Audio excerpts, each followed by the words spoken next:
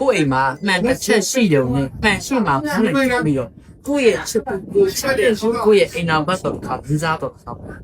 ချစ်ခင်နှစ်တယ်ကိုအမြဲတမ်းတတိယဆွေးလန်းချစ်ခင်နှစ်တယ်အစီအငယ်ရလို့ပြ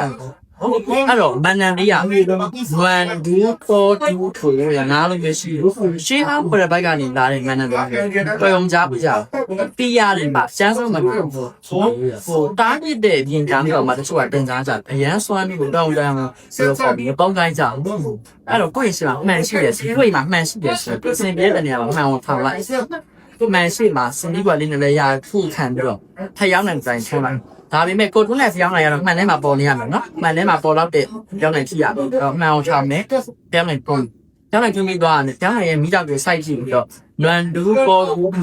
ဘောစန်တဲ့ကိုထောက်ရအောင်ဘောစန်မထောက်ရပြီးသွားတယ်ဘာလို့ကိုစီကနေနာဘက်ကထပ်သွားတယ်ဆိုတော့မြို့သားစစ်ပါတယ်မြို့တပြက်ဒါဆိုကဲမောင်လေးဘာစီအများဆုံးပြန်လာပါမတ်ပြီးငါစီအများဆုံးပြန်လာပါစီပေါ်ရတယ်နော်ဆော်လိုက်တာနဲ့ဆော်ပြီးသွားတာနဲ့ရပြီနော် site ကစစ်တောင်းလာမီးတိုင်းငင်းသွားတယ်ချက်ချင်းဆက်သွားတာလေအဲ့တော့